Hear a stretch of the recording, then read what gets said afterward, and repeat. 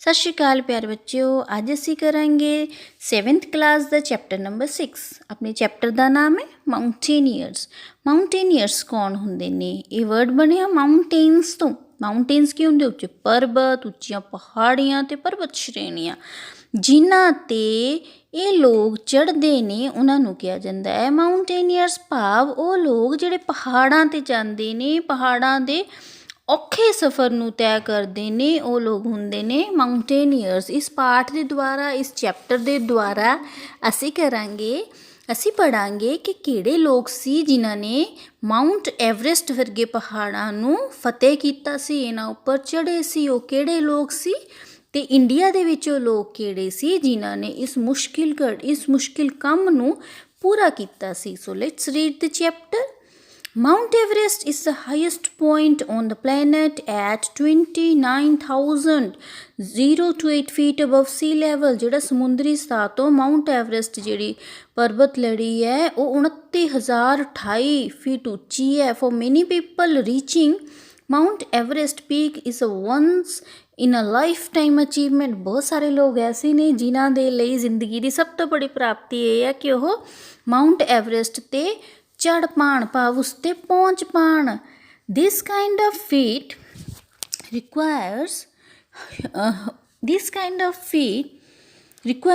Huge funds, very tough training and very good luck. इस तरह के जिहड़ा अचीवमेंट है उन्हें प्राप्त करने के लिए बहुत सारा पैसा चाहिए है, बहुत टफ ट्रेनिंग चाहिए है, तो एक बहुत वधिया किस्मत भी चाहिए है। The first people to stand on the top of Everest were a local climber Tenzing Norgay and Sir Edmund Hillary, a mountaineers from New Zealand in 1953। सब तो पहला माउंट एवरेस्ट की चोटी ते चढ़न वाले कौन सी?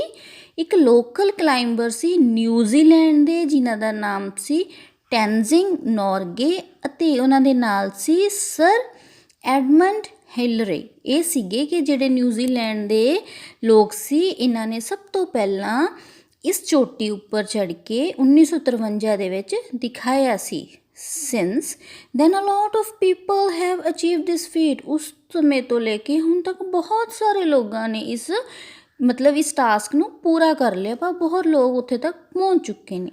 सम of them are from India too. बहुत सारे ऐसे भी लोग सी उन्हां विचों जिहड़े कि अपने भारती सी।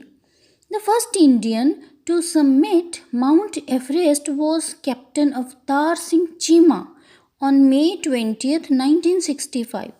ਭਾਰਤੀਆਂ ਵਿੱਚੋਂ ਸਭ ਤੋਂ ਪਹਿਲਾਂ ਜਿਹੜੇ ਇੰਡੀਅਨ ਸੀ ਉਹ ਮਾਊਂਟ ਐਵਰੈਸਟ 'ਤੇ ਚੜ੍ਹਨ ਵਾਲੇ ਸੀ, ਉਹ ਸੀਗੇ ਕੈਪਟਨ ਅਵਤਾਰ ਸਿੰਘ ਚੀਮਾ, ਜਿਹੜੇ ਕਿ 20 ਮਈ 1965 ਨੂੰ ਉੱਥੇ ਪਹੁੰਚੇ ਸੀ। He was the captain in the 7th Ben Parachute Regiment at that time। उस समय वो पैराशूट रैजीमेंट दे विच कैप्टन की पोस्ट ते काम कर रहे सी। Later he was promoted to the post of a colonel. उस तो बाद उन्होंने करनल की पोस्ट ते तैनात किया गया सी, भाव उन्होंने प्रमोट कर दिता गया सी, उन्होंने तरक्की दी गई सी। He was also the 16th person of the world to scale the peak. ਉਹ 16ਵੇਂ ਪਰਸਨ ਸੀ ਜਿਨ੍ਹਾਂ ਨੇ ਸੰਸਾਰ ਵਿੱਚ 16ਵਾਂ ਸਥਾਨ ਪ੍ਰਾਪਤ ਕੀਤਾ ਸੀ ਉਸ ਚੋਟੀ 'ਤੇ ਪਹੁੰਚਣ ਵਾਲੇ ਲੋਕਾਂ ਵਿੱਚ। He was a part of the 3rd Indian expedition led by commander MS Kohli and others. ਉਹਨਾਂ ਨੂੰ MS ਕੋਹਲੀ, ਇੰਡੀਅਨ ਜਿਹੜੀ ਆਰਮੀ ਸੀ ਉਹਨਾਂ ਦੇ ਜਿਹੜੇ ਕੈਪਟਨ ਸੀ MS ਕੋਹਲੀ ਤੇ ਉਹਨਾਂ ਦੀ ਟੀਮ ਦੁਆਰਾ ਲੀਡ ਕੀਤਾ ਗਿਆ ਸੀ, ਭਾਵ ਉਹਨਾਂ ਨੂੰ ਕਮਾਂਡ ਦਿੱਤੀ ਗਈ ਸੀ, ਉਹ ਕਮਾਂਡਰ ਸੀ। ਕੋਹਲੀ ਵਾਜ਼ ਐਨ ਆਫਿਸਰ ਇਨ ਦ ਇੰਡੋ ਤਿਬਤੀਅਨ ਬਾਰਡਰ ਪੁਲਿਸ। ਜਿਹੜੇ ਕੋਹਲੀ ਸਨ ਉਹ ਆਫਿਸਰ ਸੀ ਇੰਡੋ ਤਿਬਤੀਅਨ ਬਾਰਡਰ ਪੁਲਿਸ ਦੇ ਵਿੱਚ। Both Cheema and Kohli were felicitated by the Indian government with Arjuna Award। ਇਸ ਤੋਂ ਬਾਅਦ ਜਦੋਂ ਇਹਨਾਂ ਨੇ ਕੰਮ ਫਤਿਹ ਕੀਤਾ ਸੀ, ਭਾਵੇਂ ਜਿੱਤ ਪ੍ਰਾਪਤ ਕੀਤੀ ਸੀ ਮਾਊਂਟ ਐਵਰੈਸਟ 'ਤੇ ਪਹੁੰਚਣ ਦੀ, ਉਸ ਸਮੇਂ ਚੀਮਾ ਭਾਵ ਅਵਤਾਰ ਸਿੰਘ ਚੀਮਾ ਅਤੇ MS ਕੋਹਲੀ ਦੋਵਾਂ ਨੂੰ ਹੀ ਇੰਡੀਅਨ ਗਵਰਨਮੈਂਟ ਦੁਆਰਾ ਭਾਵ ਭਾਰਤੀ ਸਰਕਾਰ ਦੁਆਰਾ ਅਰਜੁਨ ਅਵਾਰਡ ਦੇ ਕੇ ਸਨਮਾਨਿਤ ਕੀਤਾ ਗਿਆ ਸੀ।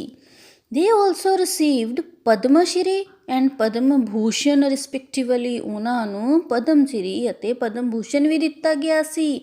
Kohli was also given ਨਿਸ਼ਾਨ-ਏ Khalsa by the Punjab government. Kohli ਨੂੰ ਨਿਸ਼ਾਨੇ ਖਾਲਸਾ ਦੇ ਅਵਾਰਡ ਦੇ ਨਾਲ ਪੰਜਾਬ ਸਰਕਾਰ ਨੇ ਸਨਮਾਨਿਤ ਕੀਤਾ ਸੀ। ਇਹ ਇੱਕ ਬਹੁਤ ਵੱਡਾ ਉਹਨਾਂ ਲਈ ਸਨਮਾਨ ਸੀ। A postage stamp was dedicated to the success of the 1965 Everest expedition. ਉਸ ਸਮੇਂ ਦੀ ਜਿੱਤ ਮੰਨੀ ਗਈ ਸੀ 1965 ਦੀ। ਉਸ ਖੁਸ਼ੀ ਦੇ ਵਿੱਚ ਇੱਕ ਪੋਸਟੇਜ ਸਟੈਂਪ ਪੋਸਟ ਸਟੈਂਪ ਜਿਹੜੀ ਆਪਾਂ ਡਾਕਖਾਨੇ ਵਿੱਚ ਸਟੈਂਪਸ ਦੇਖਦੇ ਹਾਂ ਉਹ ਵੀ ਬਣਾਈ ਗਈ ਸੀ ਇਸ ਪੂਰੀ ਟੀਮ ਨੂੰ ਲੈ ਕੇ। Climbing Everest peak is not for untrained mountaineers. ਜਿਹੜੀ ਐਵਰੈਸਟ 'ਤੇ ਚੜ੍ਹਨ ਦਾ ਜਿਹੜੀ ਕਲਾਈਂਬਿੰਗ ਹੁੰਦੀ ਆ ਭਾਵ ਐਵਰੈਸਟ ਤੱਕ ਚੜ੍ਹਨਾ ਜਾਂ ਚੋਟੀ 'ਤੇ ਪਹੁੰਚਣਾ ਇਹ ਅਨਟ੍ਰੇਨਡ ਭਾਵ ਉਹਨਾਂ ਲੋਕਾਂ ਲਈ ਨਹੀਂ ਹੈ ਜਿਨ੍ਹਾਂ ਨੇ ਕੋਈ ਟ੍ਰੇਨਿੰਗ ਪ੍ਰਾਪਤ ਨਹੀਂ ਕੀਤੀ। It is extremely dangerous. ਜੇ ਕੋਈ ਐਸਾ ਇਨਸਾਨ ਇਸ ਟਾਸਕ ਨੂੰ ਕਰਨਾ ਚਾਹਵੇ, ਇਸ ਮਕਸਦ ਨੂੰ ਅੰਜਾਮ ਦੇਣਾ ਚਾਹਵੇ ਕਿ ਜਿਹੜਾ ਟ੍ਰੇਨ ਨਹੀਂ ਹੈ, ਜਿਹਨੇ ਪ੍ਰੋਪਰ ਟ੍ਰੇਨਿੰਗ ਨਹੀਂ ਹੈ, ਤਾਂ ਉਸ ਲਈ ਇਹ ਬਹੁਤ ਜ਼ਿਆਦਾ ਖਤਰਨਾਕ ਹੋ ਸਕਦਾ ਹੈ। This track to the summit peak of the Everest. Summit ਕਿਹਨੂੰ ਕਿਹਾ ਕਿ ਸਭ ਤੋਂ ਉੱਚੇ ਤੱਕ ਪਹੁੰਚਣ ਲਈ takes months of the physical training and weeks of acclimatisation and adjusting to the physical conditions. ਇਸ ਕੰਮ ਦੇ ਲਈ ਬਹੁਤ ਮਹੀਨਿਆਂ ਦੀ ਫਿਜ਼ੀਕਲ ਟ੍ਰੇਨਿੰਗ ਭਾਵ ਸਰੀਰਕ ਜਿਹੜੀ ਤੁਹਾਨੂੰ ਟ੍ਰੇਨਿੰਗ ਦਿੱਤੀ ਜਾਂਦੀ ਹੈ ਅਤੇ ਹਫ਼ਤਿਆਂ ਦੀ ਜਲਵਾਯੂ ਦੇ ਹਿਸਾਬ ਨਾਲ ਢਾਲਣ ਵਾਲੀ ਟ੍ਰੇਨਿੰਗ ਦਿੱਤੀ ਜਾਂਦੀ ਹੈ ਆਪਣੀ ਫਿਜ਼ੀਕਲ ਕੰਡੀਸ਼ਨ ਨੂੰ ਉਸ ਹਿਸਾਬ ਨਾਲ ਰੱਖਣ ਲਈ ਭਾਵ ਉੱਥੇ ਦਾ ਵੈਦਰ ਕਿੱਦਾਂ ਦਾ ਕਿਸ ਤਰ੍ਹਾਂ ਦਾ ਉੱਪਰ ਜਾ ਕੇ ਕਲਾਈਮੇਟ ਹੋ ਜਾਂਦਾ ਉਸ ਤਰ੍ਹਾਂ ਦੀ ਜਿਹੜੀ ਟ੍ਰੇਨਿੰਗ ਦਿੱਤੀ ਜਾਂਦੀ ਆ ਉਹ ਲੈਣੀ ਪੈਂਦੀ ਆ। Climbers need to get used to the oxygen starved height of the mountains। ਉੱਥੇ ਜਾ ਕੇ ਉਹਨਾਂ ਨੂੰ ਭੁੱਖੇ ਵੀ ਰਹਿਣਾ ਪੈਂਦਾ ਭਾਵ ਉੱਥੇ ਜਾ ਕੇ ਭੁੱਖੇ ਰਹਿਣ ਦਾ ਭਾਵ ਖਾਣੇ ਤੋਂ ਨਹੀਂ ਆਕਸੀਜਨ ਤੋਂ, ਕਿਉਂਕਿ ਉੱਥੇ ਜਾ ਕੇ ਆਕਸੀਜਨ ਦੀ ਮਾਤਰਾ ਬੋਡੀ ਵਿੱਚੋਂ ਬਹੁਤ ਘੱਟ ਜਾਂਦੀ ਹੈ ਅਤੇ ਹਵਾ ਵਿੱਚੋਂ ਵੀ ਘੱਟ ਜਾਂਦੀ ਹੈ ਜਿਸ ਦੇ ਕਾਰਨ ਕੀ ਆ ਉੱਥੇ ਆਕਸੀਜਨ ਦੇ ਨਾਲ ਬੰਦੇ ਨੂੰ ਜੂਝਣਾ ਪੈਂਦਾ ਆਕਸੀਜਨ ਦੀ ਕਮੀ ਦੇ ਨਾਲ। The route between 26,000 to 29,000 feet is called the death zone. ਜਿਹੜਾ ਰਸਤਾ ਹੈ 26,000 ਤੋਂ 29,000 ਦੇ ਵਿੱਚ ਦਾ ਉਹ ਰਸਤੇ ਨੂੰ ਡੈਥ ਜ਼ੋਨ ਕਿਹਾ ਜਾਂਦਾ ਹੈ ਭਾਵ ਉੱਥੇ ਜਾ ਕੇ ਇੰਨਾ ਖਤਰਾ ਵੱਧ ਜਾਂਦਾ ਕਿ ਇਨਸਾਨ ਮਰ ਸਕਦਾ ਹੈ। At this height, the body cannot get enough oxygen and begins to die minute by minute। ਉੱਥੇ ਜਾ ਕੇ ਭਾਵ 26,000 ਤੋਂ 29,000 ਦੇ ਵਿਚਕਾਰ ਜਿਹੜਾ ਕਿਲੋਮੀਟਰ ਦਾ ਰਸਤਾ ਹੈ ਉੱਥੇ ਜਾ ਕੇ ਇੰਨੀ ਉਚਾਈ 'ਤੇ ਆਕਸੀਜਨ ਖਤਮ ਹੋਣ ਲੱਗ ਜਾਂਦੀ ਹੈ ਅਤੇ ਇਨਸਾਨ ਹਰ ਮਿੰਟ ਬਾਅਦ ਮਰਨਾ ਸ਼ੁਰੂ ਕਰ ਦਿੰਦਾ ਹੈ। This distance must be covered in less than a day to avoid damage to the body. ਜਿਹੜਾ ਇੱਕ ਰਸਤਾ ਹੈ ਇੰਨੇ ਘੱਟ ਸਮੇਂ ਦੇ ਵਿੱਚ ਤੈਅ ਕਰਨਾ ਪੈਂਦਾ ਹੈ ਕਿ ਬੋਡੀ ਨੂੰ ਜੇ ਡੈਮੇਜ ਤੋਂ ਬਚਾਉਣਾ ਹੈ ਤਾਂ ਜਲਦੀ ਤੋਂ ਜਲਦੀ ਇਹ ਜਿਹੜਾ ਰਸਤਾ ਖਤਮ ਕਰਨਾ ਪੈਂਦਾ ਹੈ ਇੰਨੀ ਉਚਾਈ ਦਾ ਰਸਤਾ। In spite of such dangers, the number of climbers to Mount Everest has been increasing। ਇੰਨੇ ਖਤਰੇ ਹੋਣ ਦੇ ਬਾਅਦ ਵੀ ਜਿਹੜੇ ਕਲਾਈਂਬਰਸ ਹੈ ਜਿਹੜੇ ਮਾਊਂਟੇਨੀਅਰਸ ਹੈ ਭਾਵ ਜਿਨ੍ਹਾਂ ਨੂੰ ਇਹ ਸ਼ੌਕ ਹੈ ਇਸ ਕੰਮ ਦਾ ਉਹਨਾਂ ਦੀ ਗਿਣਤੀ ਵੱਧਦੀ ਹੀ ਜਾ ਰਹੀ ਹੈ।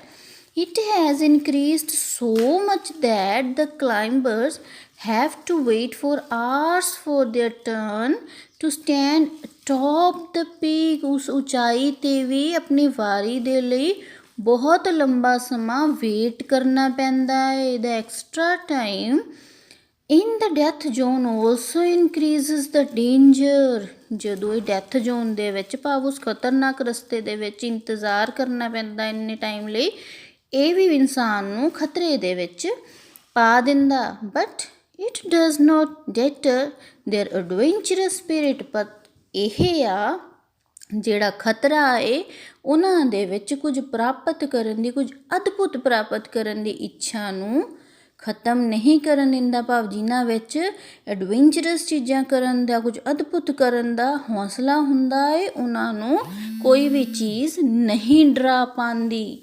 ਅਤੇ ਬੱਚਿਓ ਇਸ ਤੋਂ ਬਾਅਦ ਮੈਨੂੰ ਲੱਗਦਾ ਹੈ ਕਿ ਤੁਹਾਨੂੰ ਚੈਪਟਰ ਬਿਲਕੁਲ ਸਮਝ ਆ ਗਿਆ ਹੋਣਾ ਅਤੇ ਜਿਹੜੇ ਆਪਣੇ ਜਿਹੜੇ ਕੁਐਸਚਨ ਆਨਸਰਸ ਹੈ ਉਹ ਵੀ ਆਪਾਂ ਕਰ ਲੈਂਦੇ ਹਾਂ ਅਤੇ ਕੁਛ ਵਰਡ ਮੀਨਿੰਗਸ ਹੈ ਮੈਂ ਤੁਹਾਨੂੰ ਮੀਨਿੰਗਸ ਕਰਵਾ ਦਿੰਦੀ ਹਾਂ, ਤੁਸੀਂ ਮੀਨਿੰਗਸ ਨੂੰ ਸਮਝ ਕੇ ਆਪਣੇ ਆਪ ਇਹਨਾਂ ਦੇ ਸੈਂਟੈਂਸ ਬਣਾਉਣ ਦੀ ਕੋਸ਼ਿਸ਼ ਕਰਨੀ ਆ। ਹਾਂਜੀ ਬੇਟਾ, ਫਸਟ ਹੈ ਸੀ ਲੈਵਲ। ਸੀ ਲੈਵਲ ਕੀ ਹੁੰਦਾ? ਸਮੁੰਦਰੀ ਸਤਹ। ਮੈਂ ਤੁਹਾਨੂੰ ਪਹਿਲਾਂ ਹੀ ਦੱਸਤਾ ਕਿ ਸਮੁੰਦਰੀ ਸਤਹ ਤੋਂ ਉੱਪਰ ਤੱਕ ਦੀ ਜਿਹੜੀ ਹਾਈਟ ਸੀ ਉਹ ਕਿੰਨੀ ਸੀ।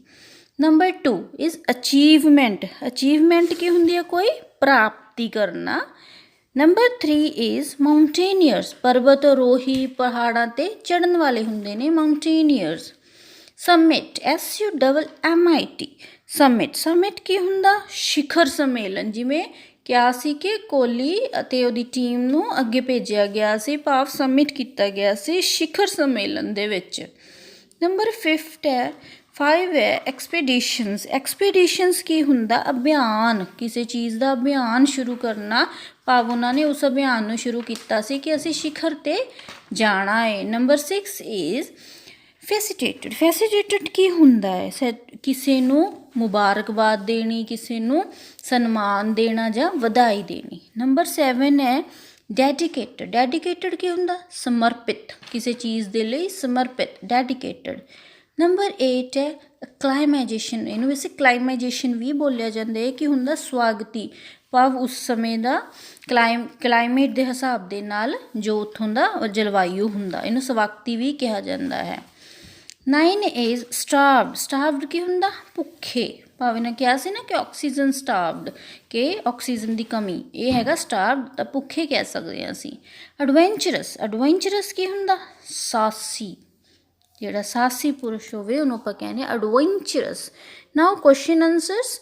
5 question answers are there. You can write in your fair copy or rough copy also. Question number 1 is, who was the first Indian to climb Everest? कौन सी पहला इंडियन जेड़ा एवरेस्ट ते गए सी?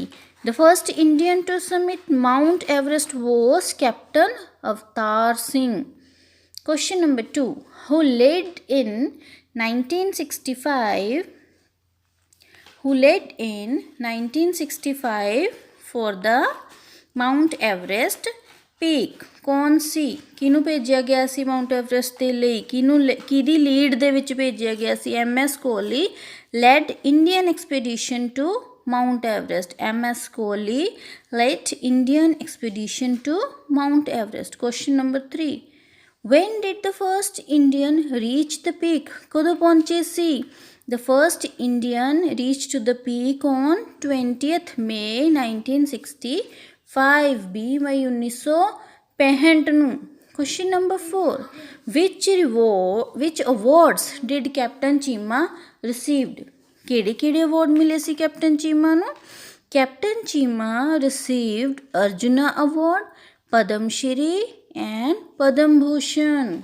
ਪਦਮ ਭੂਸ਼ਣ, ਪਦਮ ਸ਼੍ਰੀ ਜਾਂ ਫਿਰ ਅਰਜੁਨ ਅਵਾਰਡ, ਤਿੰਨੋਂ ਅਵਾਰਡਸ ਜਿਹੜੇ ਉਹਨਾਂ ਨੂੰ ਦਿੱਤੇ ਗਏ ਸੀ। Question number 5 is, what is the oxygen starved called? What is the oxygen starved area of the mountains called? ਜਿੱਥੇ ਕਮੀ ਹੁੰਦੀ ਹੈ ਆਕਸੀਜਨ ਦੀ ਮਾਊਂਟੇਨਸ 'ਤੇ, ਉਸ ਏਰੀਏ ਨੂੰ ਕੀ ਕਿਹਾ ਗਿਆ? ਆਪਾਂ ਪਹਿਲਾਂ ਵੀ ਦੇਖਿਆ ਸੀ। The oxygen starved area of the mountains is called death zone area. ਕਿਹੜਾ ਏਰੀਆ? ਡੈਥ ਜ਼ੋਨ ਏਰੀਆ, ਜਿੱਥੇ ਆਕਸੀਜਨ ਦੀ ਬਹੁਤ ਕਮੀ ਹੋ ਜਾਂਦੀ ਹੈ। ਸੋ ਪਿਆਰੇ ਬੱਚਿਓ, ਇਹ ਸੀ ਆਪਣਾ ਚੈਪਟਰ ਮਾਊਂਟੇਨੀਅਰਸ। ਬਹੁਤ ਹੀ ਵਧੀਆ ਚੈਪਟਰ ਹੈ। ਉਮੀਦ ਹੈ ਚੈਪਟਰ ਤੁਹਾਨੂੰ ਪਸੰਦ ਆਇਆ ਹੋਵੇਗਾ। ਕੁਐਸਚਨ ਆਨਸਰਸ ਵੀ ਕਰ ਲੈਣੇ ਆ, ਵਰਡ ਮੀਨਿੰਗਸ ਤੋਂ ਬਾਅਦ ਸੈਂਟੈਂਸ ਵੀ ਬਣਾ ਲੈਣੇ ਆ, ਅਤੇ ਚੈਪਟਰ ਦੇ ਹਰ ਇੱਕ ਮੀਨਿੰਗ ਨੂੰ ਆਪਣੇ ਧਿਆਨ ਵਿੱਚ ਰੱਖਣਾ ਹੈ। So have a nice day, bye bye.